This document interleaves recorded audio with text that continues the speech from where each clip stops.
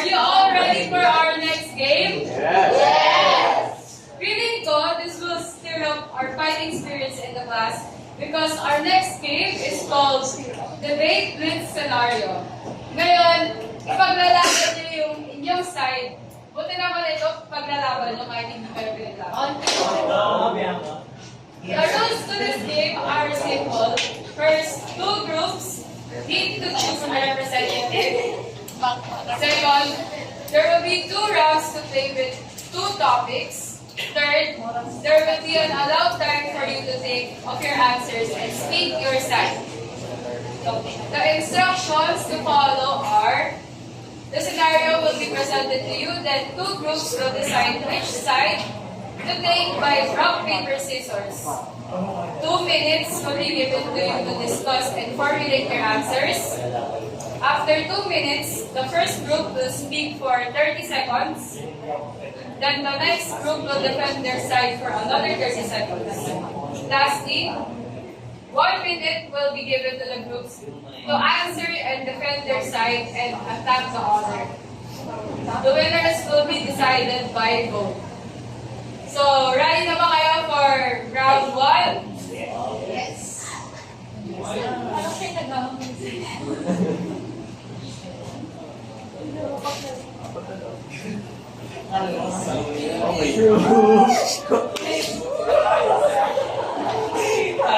yung group 5? Choose a representative.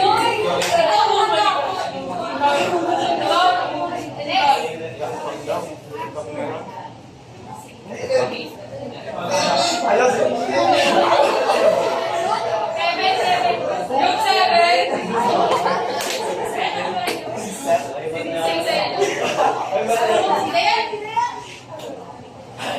Nagmahal pa tayo ako talaga.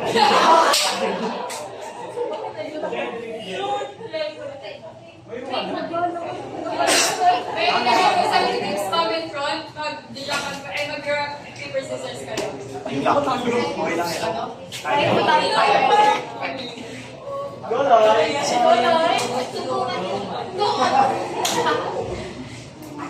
First scenario.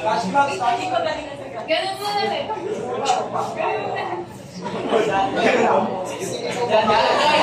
Ikaw daw magpapatalo ah. Isang pagsama. Ikaw daw magpapatalo. Magpapatalo. Sorry. Okay, isang pagsama. 3, 2, 1, go! Sige pa. Ah! Okay lang, okay lang.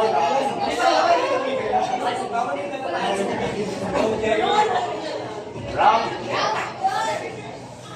Should schools in non-English speaking countries prioritize teaching standard English or embrace global varieties of English? So you may now discuss with your groups. 2 minutes starts. Ano po yung ano side?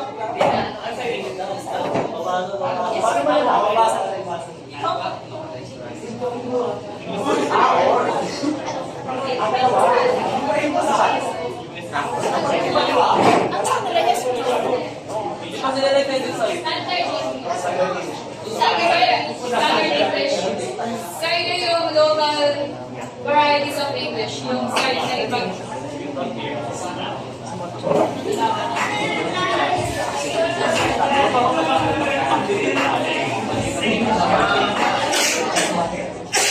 existing na local varieties.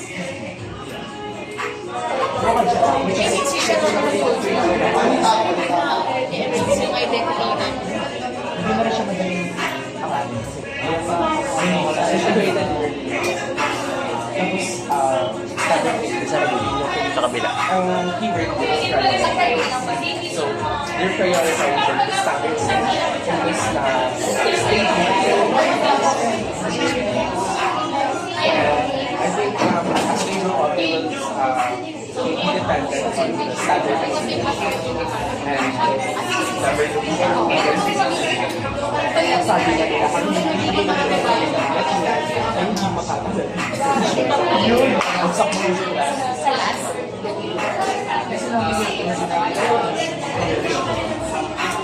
last 1 minute, guys. ng sarili wika ay mas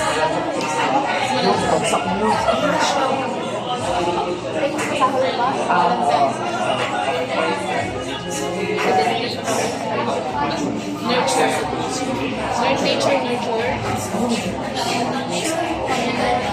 Pangmasalas na nature nila yung standards.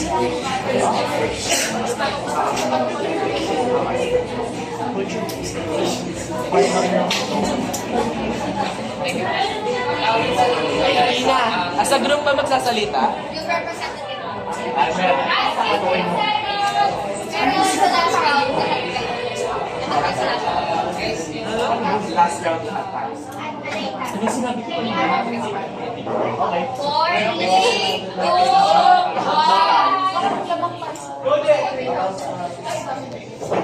Okay. Good. Good.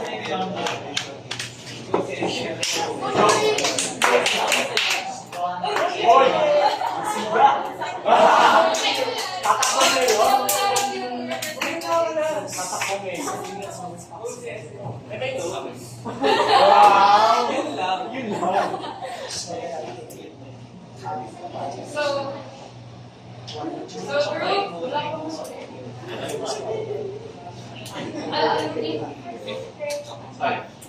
okay, so group 5 will be taking the side of global varieties of English. You may now start. Your timer starts. Your timer starts now. Okay, so... Ulit. Ha? Go. Go. Oh. So,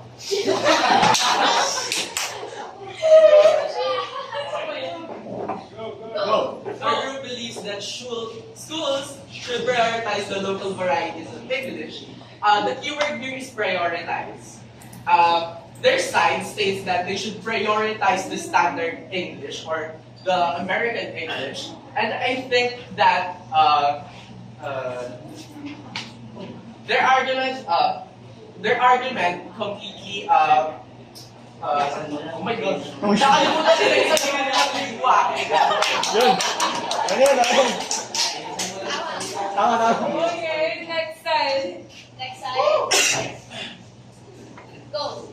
Studying standard English, mas pinaprioritize natin siya kasi yung local, natututunan mo naman siya pag inaral mo yung mismong standard. Like, Mamaya kayo. pag napag-aralan mo yung standard English, like, parang basic na lang sa'yo yung, parang, basic na lang sa'yo yung, local standard. Like, Okay, next. Sabi niya for the both groups. Next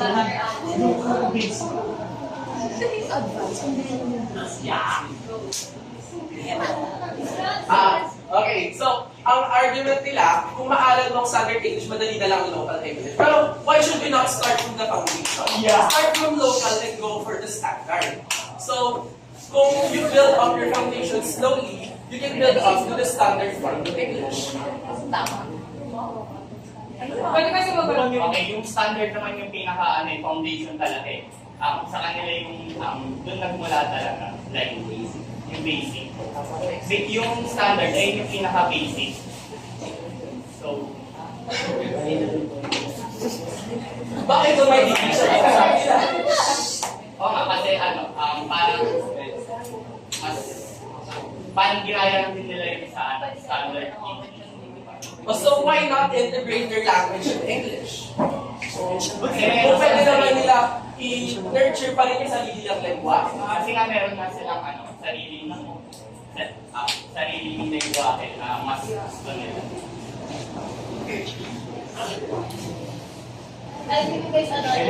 Okay. So, kung may sarili silang lengguwahe, meron pa silang English, why not combine them both in order to communicate more effectively?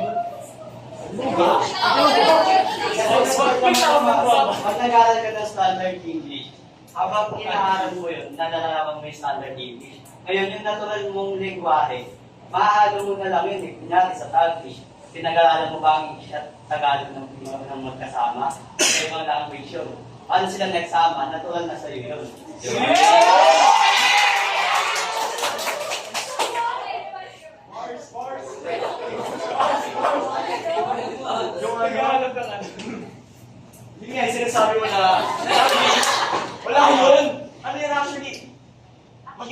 gets mo, local lang nauna eh. Local, then standardized. So, why not, yung sinasabi ni Lloyd, na mag-start sa foundation, kasi you should learn local instead of standardized. Kasi, yun na yung overall Eh, hindi standardized. pa foundation ang standard English. Local ang mauna. I mean, built na ang standard. Yun na yung mismo yung standard. So, paano po i-integrate yung English sa language mo kung hindi mo aralin ang standard English? Nung hindi ka ba nag-aaral ng English at school, hindi ka ba nagtatanglish?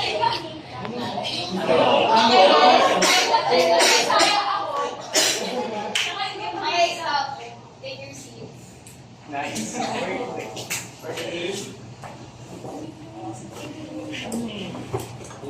So, yung key points na nakuha ko sa both sides, yung sa standard English daw, you can learn standard English, pero natural na lang ang pag-come sa'yo ng local English.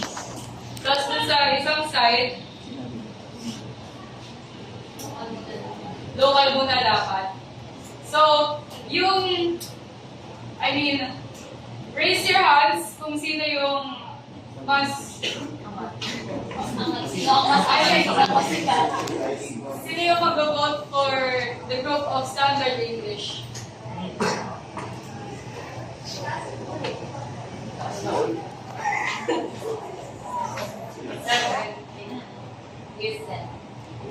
What? 13. What about for the local English?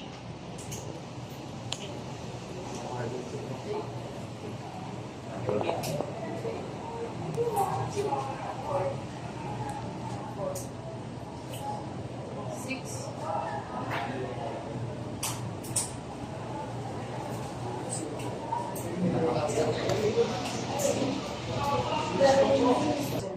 Great topic. This is more chill. So, for our second scenario, a Filipino person is engaged to a Chinese individual, but their partner's parents disapprove and offered them 15 million to cancel the wedding. They've been in love for 7 years. The sides here are, would they choose the money or their partner? We have the same set of rules for this, so please choose a different representative for this topic. Oh, before that, let's settle.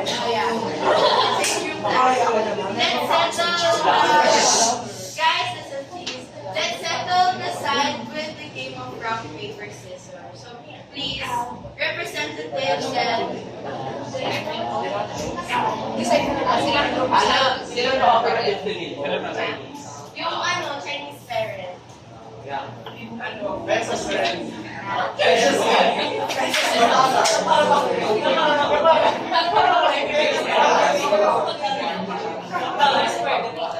Okay, representative, please.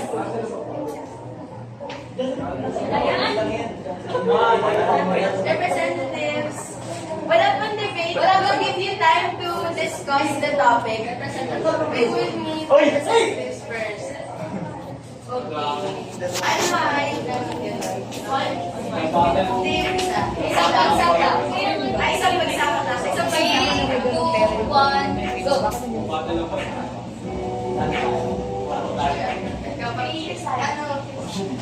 Wait lang, Sol, tala dito.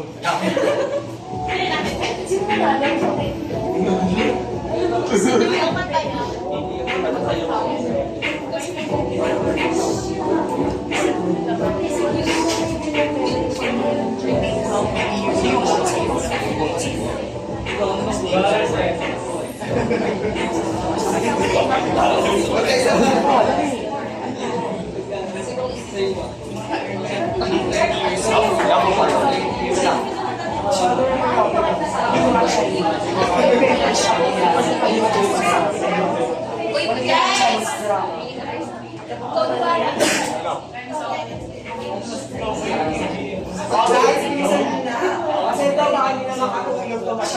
All love daw, all. Okay. Partner, okay. This group Group 5 picks their partner, so that leaves you with the money. Okay, we'll give 3 minutes for groups to discuss their choice and we'll end with a memory relay.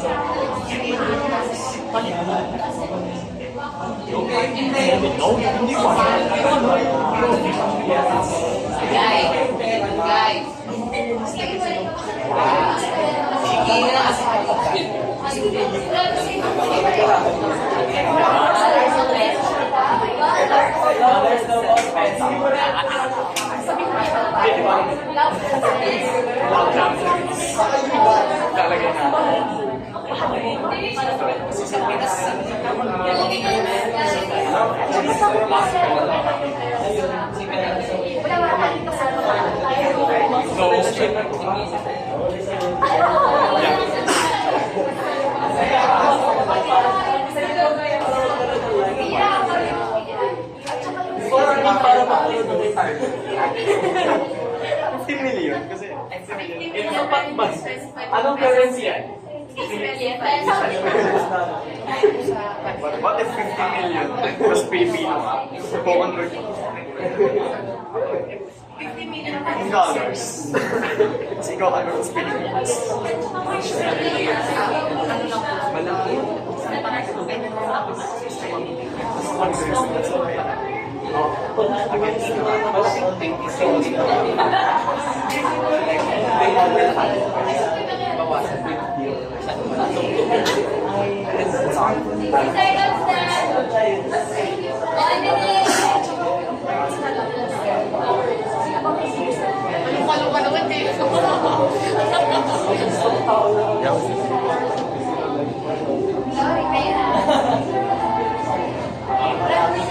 For the non-participating groups, please observe silence, please.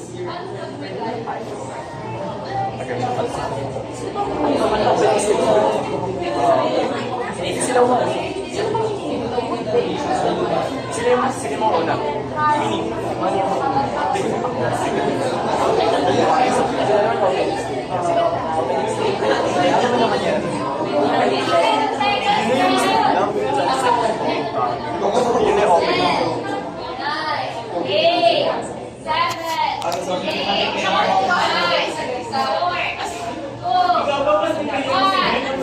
Okay, time's up. Representatives, please,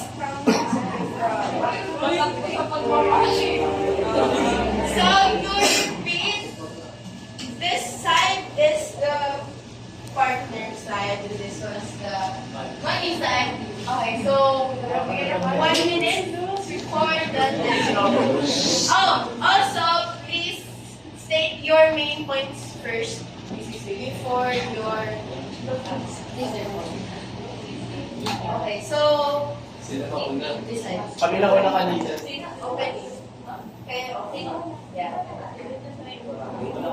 Pero unang magbibigay ng main points niyo. Main point niyo.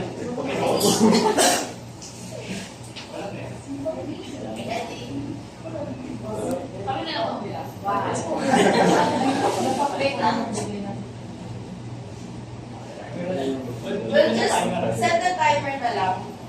Are you ready? Yeah. Okay, let's start. 3, 2, 1. Since we have the money side for us, since ngayon pala nagkakaroon ng controversy there is a wedding. What more is the yung wedding, what if more yung extended family pinakilala ng Philippines versus the Chinese partner niya. So that will already talk about today. And what more is that, let's say, hindi ba tuloy yung wedding, at least the person has a future, well, without their partner, but for themselves. And they have the money every day, accepted the 50 million. So, they can do a lot with the 50 million. So, therefore, they can prioritize themselves and start to go on their own.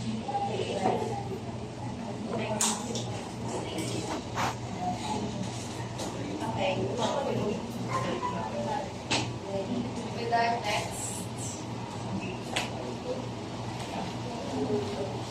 Okay, so first of all, love transcends all boundaries. So, ano naman, kung pipiliin mo yung 50 million over your partner, 7 years na kayo nagsama, why would you waste that over the money na pwede mo namang you and your partner to work with?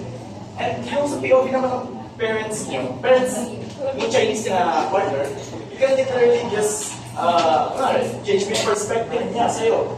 Yung perspective ng family mo sa'yo. Hindi naman mag-end yun, yung sa 50 million dahil in-offeran ka, hindi mag-end doon yung love nyo. Another 1 minute for the vote. Groups na pwede na magsalita. 2 minutes pa lang. 2 minutes. Balikan. Guys, yung titignan daw dapat nag-cover sa theoretical perspective nung lesson.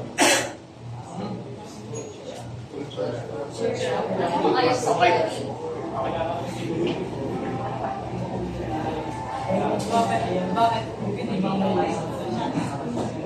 Malay mo, pagkakaayos sa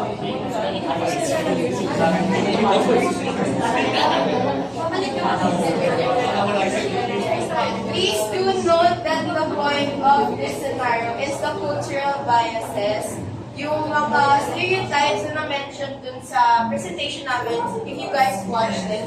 And, yan, ayan yung mga bridging cultures na yung may mga perspectives sila sa ganitong bagay na wala sa iba based on yung race, ethnicity, and nationality na alam yung magkakaiba yung definitions. So please take that into consideration with your answers.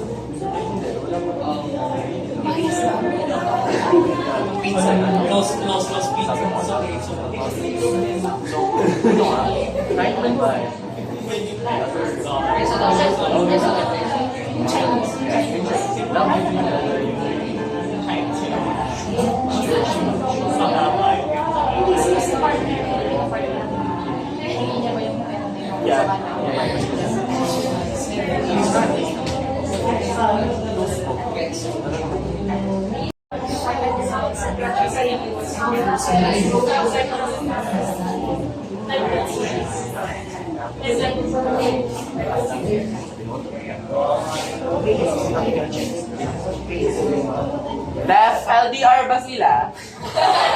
Kayo na bahala sa Hindi, magkakasya sila eh.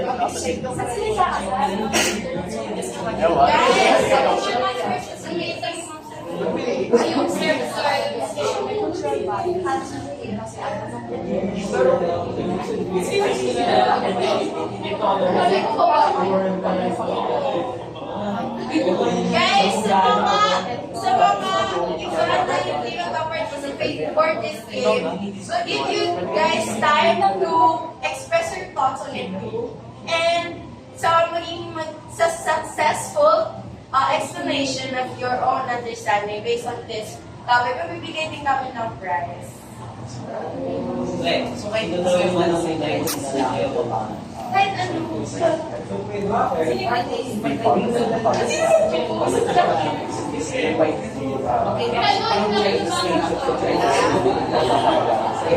They deny other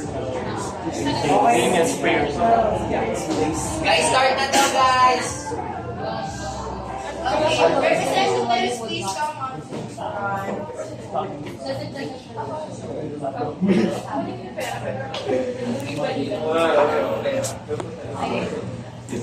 Okay, you may now start.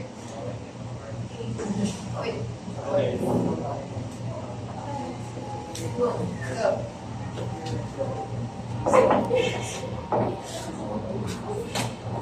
This scenario presents an institution wherein being the non-Chinese other culture, specifically or our culture, is lower. Pero the fact na why don't you guys not only learn? kahit na ibig na ang partner niya, there's a chance na nagawa ng conflict yung parents and pwede yung mag-end ng relationship niyo kahit na ikasal na yun ba? Okay. I don't think so na pag-end yung relationship niya just because within their parents na parents. Kasi yung relationship nila yun. So, sila yung may control doon. So, dapat sila yung nagmamanage. So, nasa kanila pa rin yung desisyon kung tutuloy nila yung relationship nila despite na conflicts ng family. Yun nga, and alam mo yung sinabi ni Paul na 7 years. 7 years na silang love. That doesn't mean na hindi sila mag-break in the future. Yung kanya na, nag-break eh. Okay, let's go back to the main part of the topic. It's not about the love, it's about their culture, okay? Same family.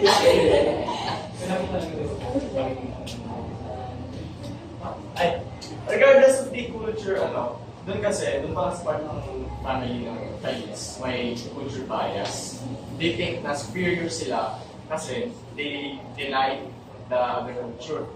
Doon naman, wala naman sa side ng, the other side ng partner ng Chinese guy or girl.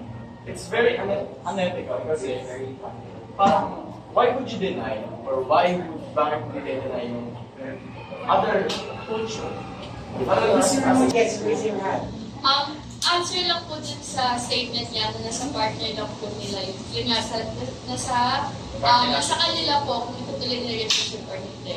Siyempre, kung sino man yung anak ng Chinese, meron siyang conscience. Pamilya niya yun eh. Kahit na makipaghiwalay, kahit na kung pipiliin niya yung partner niya kaysa sa pamilya niya, siyempre, indirectly, magkakaroon ng strained relationship kasi nahiwalay yung guy sa parents niya sa family niya. So kahit na kahit na bitawan na sila ng parents niya, pabayaan na sila, syempre maiisip nung guy, bakit gano'n kailangan siya pumili? And hindi naman kasi lahat ng relationship is matutuloy dahil yun nga, yung time and kung gano'n katagal. Good one. And if you're from Chinese, you have to take into consideration that Asian culture is very strong. Okay, guys, so to continue, kung saan tayo nag-stop last time, just a quick recap.